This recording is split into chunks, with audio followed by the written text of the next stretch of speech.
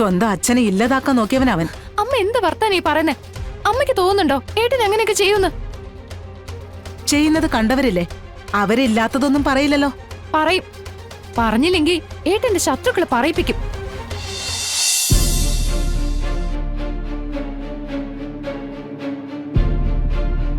ശിവേട്ട, കാപ്പിയോ ചായയോ എന്തെങ്കിലും വേണോ? വേണ്ട. ബുദ്ധിമുട്ട് വല്ലതും തോന്നുന്നുണ്ടെങ്കിൽ ഹോസ്പിറ്റലിൽ പോവാം. വേണ്ട, കുഴപ്പമൊന്നുമില്ല. അല്ല, വേലായുധേട്ടനെ കണ്ടില്ലല്ലോ? ഏതോ ഉത്സവം ഉണ്ടെന്ന് പറയുന്ന കേട്ടു. നാട്ടിലുള്ള ഉത്സവങ്ങളെല്ലാം കണ്ടില്ലെങ്കിൽ അച്ഛന്റെ ആയുസ് കുറയില്ലേ? ഇങ്ങനെ വെടിക്കെട്ട് കണ്ടു നടക്കാൻ അച്ഛന് വലിയ ഉത്സാഹമാ.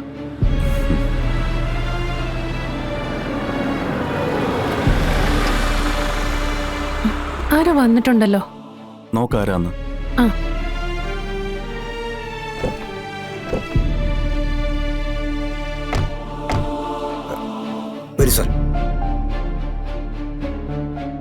ശാലിനി ചേച്ചിയുടെ കാറാണല്ലോ. ഡോക്ടറാ, സതീഷ് ഡോക്ടർ. ശിവൻ ഇതാ അകത്തുണ്ട്, കിടക്കുക. ഡോക്ടർ വരൂ.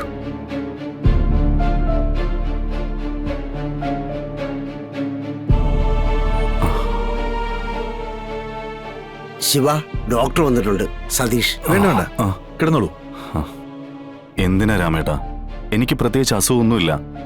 2 ദിവസം റെസ്റ്റ് എടുത്താ തീരാവുന്ന പ്രശ്നമല്ലേ ഉള്ളൂ. ആയിക്കോട്ടെ, എന്നാലും ഞാനും നോക്കുന്നുണ്ട്, കുഴപ്പമൊന്നുമില്ലല്ലോ.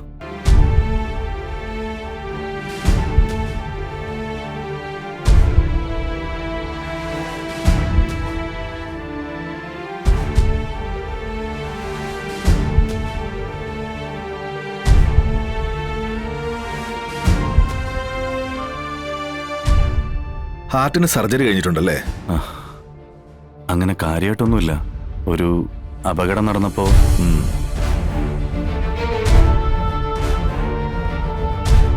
പോലീസുകാർ ശരിക്കും അവരുടെ മർക്കടമുഷ്ടി കാണിച്ചു അല്ലേ? ഇവന്മാർക്കെതിരെ കർശനമായ നിയമ നടപടികൾ സ്വീകരിക്കുക വേണ്ടത്.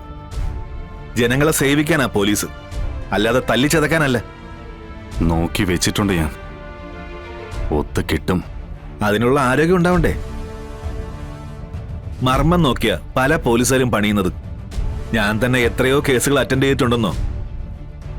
അവരോടൊക്കെ ഞാൻ കേസിന് പോകാനാ പറഞ്ഞിരിക്കുന്നത്. നമുക്ക് ഹോസ്പിറ്റലിലേക്ക് കൊണ്ടുപോകേണ്ട സാഹചര്യം വല്ലതും ഉണ്ടോ? ആന്തരികാവയവങ്ങൾക്ക് ക്ഷതം സംഭവിച്ചിട്ടുണ്ടാവാം. ഹോസ്പിറ്റലിൽ വന്ന് 1-2 ടെസ്റ്റുകൾ നടത്തിയാലേ തുടർന്നുള്ള ട്രീറ്റ്മെന്റുകൾ നടത്താൻ പറ്റൂ. എന്തായാലും തൽക്കാലത്തേക്ക് ഞാൻ മരുന്ന് തരാം.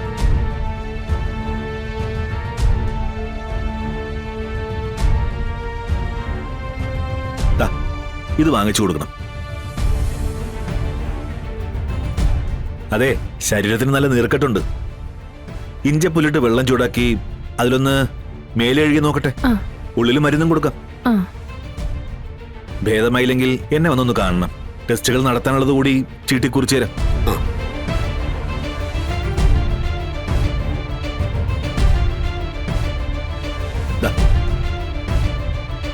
നല്ല റെസ്റ്റ് വേണം കേട്ടല്ലോ.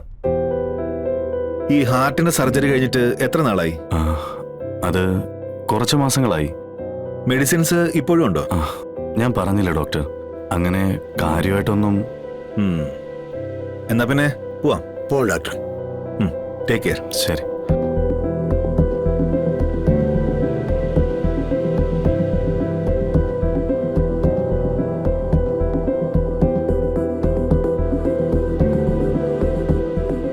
മരുന്ന് ഞാൻ ഡോക്ടറെ വിട്ടിട്ട് വരുന്ന വഴി വാങ്ങിച്ചോണ്ട് വരാം. ആയിക്കോട്ടെ. വരൂ ഡോക്ടർ.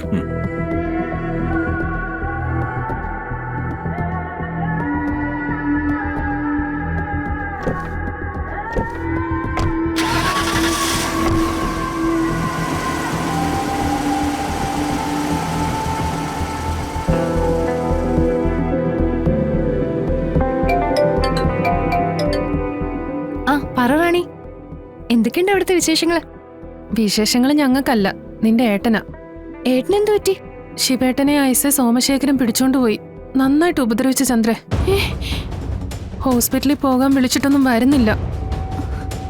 ഇപ്പൊ ശാലിനി ചേച്ചിയുടെ ഡ്രൈവറാ ഒരു ഡോക്ടറെ വിളിച്ചോണ്ട് വന്ന് പരിശോധിച്ചിട്ട് അവരിപ്പോ അങ്ങോട്ട് ഇറങ്ങിയതേ ഉള്ളൂ. എന്നിട്ട് ഏട്ടൻ എങ്ങനെയുണ്ട്? കിടക്കുവാ. 1-2 ടെസ്റ്റുകൾ നടത്താൻ എഴുതി കൊടുത്തിട്ടുണ്ട്. നടത്തുവോ ആവോ. ആരെങ്കിലും പറഞ്ഞ് ചെയ്യിക്കാനില്ലെങ്കിൽ നിന്റെ ഏട്ടൻ ഇതൊന്നും ചെയ്യാൻ പോകുന്നില്ല. ഞങ്ങൾ തന്നെ എത്ര പ്രാവശ്യം ഹോസ്പിറ്റലിൽ പോകാൻ വിളിച്ചെന്നോ? നീ ഉണ്ടായിരുന്നെങ്കിൽ വന്നേനെ. നിനക്കറിയാലോ ഇവിടുത്തെ കാര്യമല്ല. അങ്ങോട്ടൊന്ന് വരണമെന്നുണ്ട്, പക്ഷേ അച്ഛന്റെ കണ്ണ് വെട്ടിച്ച് പറ്റണ്ടേ? എഴുതി കൊടുത്തിരിക്കുന്ന ടെസ്റ്റുകളൊക്കെ നടത്തി ഹോസ്പിറ്റലിലേക്ക് ചെല്ലണമെന്നാണ് ഡോക്ടർ പറഞ്ഞിരിക്കുന്നത്. പോയ ഭാഗ്യം. ഞാൻ എന്തായാലും നോക്കട്ടെ. ഏട്ടനെ എനിക്കും കാണണമെന്നുണ്ട്. നീ അവിടെ തന്നെ കാണണേ. അക്കാര്യത്തിൽ നീ പേടിക്കൊന്നും വേണ്ട. നീ നോക്കുന്നതിനേക്കാളും നന്നായിട്ട് ഞങ്ങൾ നിന്റെ ഏട്ടനെ നോക്കിക്കോളാം. വരാൻ പറ്റുമെങ്കിൽ നീ വന്നൊന്ന് ഏട്ടനെ കാണ്. പാവം, ഈ ഒരവസ്ഥയിൽ നിങ്ങൾ വന്നൊന്ന് കാണണമെന്ന് ഏട്ടനും ആഗ്രഹം കാണില്ലേ?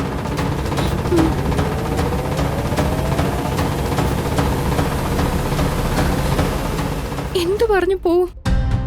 ഏട്ടന് അസുഖമാണ്, കാണാൻ പോണെന്ന് പറഞ്ഞ അച്ഛനും വിടില്ല, അമ്മയും വിടില്ല. പിന്നെ എങ്ങനെ ഒന്ന് ഇറങ്ങ?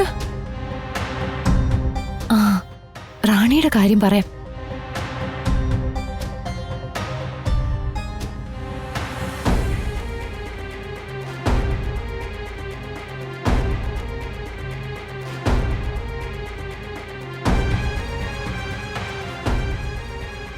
അമ്മേ, എനിക്കൊന്ന് പുറത്തു പോണം.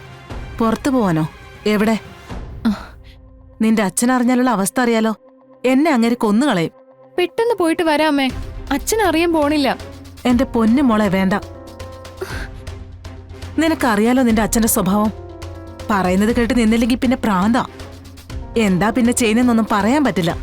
എന്റെ പുന്നാരമ്മയല്ലേ, ഞാൻ ആ റാണിയുടെ കയ്യിൽ നിന്ന് എന്റെ 1-2 സാധനങ്ങൾ വാങ്ങിച്ചിട്ട് ഓടി വരാം. ആ, നിന്റെ സ്നേഹം കാണിച്ചുള്ള വരവ് കണ്ടപ്പോഴേ ഞാൻ തീരുമാനിച്ചതാ ഇതെന്നെ കൊലയ്ക്ക് കൊടുക്കാനുള്ള വരവാണെന്ന്. എന്റെ സമ്മതം കിട്ടിയിട്ട് എന്റെ മോള് പോവില്ല. അല്ലമ്മേ, അത് ഏട്ടൻ. അവന്റെ പേര് ഈ വീട്ടിൽ മിണ്ടി പോവരുത്. സ്വന്തം അച്ഛനെ ഇല്ലതാക്കാൻ നോക്കിയവനവൻ. അമ്മ എന്ത് വർത്താനം ഈ പറയുന്നേ? അമ്മയ്ക്ക് തോന്നുന്നുണ്ടോ ഏട്ടൻ അങ്ങനെയൊക്കെ ചെയ്യുന്നു? ചെയ്യുന്നത് കണ്ടവരില്ലേ? അവരില്ലാത്തതൊന്നും പറയില്ലല്ലോ. പറയും. പറഞ്ഞില്ലെങ്കിൽ ഏട്ടന്റെ ശത്രുക്കളെ പറയിപ്പിക്കും. അമ്മയ്ക്കറിയോ, ഏട്ടന്റെ ശത്രുക്കളുടെ എണ്ണം നോക്കിയാ അമ്മയും ഞെട്ടും, ഞാൻ ഞെട്ടും. ഈ ശത്രുക്കൾ എല്ലാരും കൂടി ഒന്നിച്ചേട്ടനെ കൊടുക്കാൻ നോക്കിയാ ഏട്ടൻ എന്ത് ചെയ്യും? അതാ അവിടെ സംഭവിച്ചത്. അമ്മേ, ഒരാളെ കൊടുക്കുന്നതും പ്രതിയാക്കുന്നതും എന്തിനു കൊലക്കുറ്റം അടിച്ചേൽപ്പിക്കുന്നത് തന്നെ ഇതുപോലുള്ള പ്ലാനിങ്ങിലൂടെയാ. അമ്മ ഒന്നും പറയണ്ട, ഞാൻ പോയിട്ട് പെട്ടെന്ന് വരാം. ദേ ചന്ദ്രേ, വേണ്ട, പറയുന്ന കേക്ക്. പെട്ടെന്ന് വരാം അമ്മേ.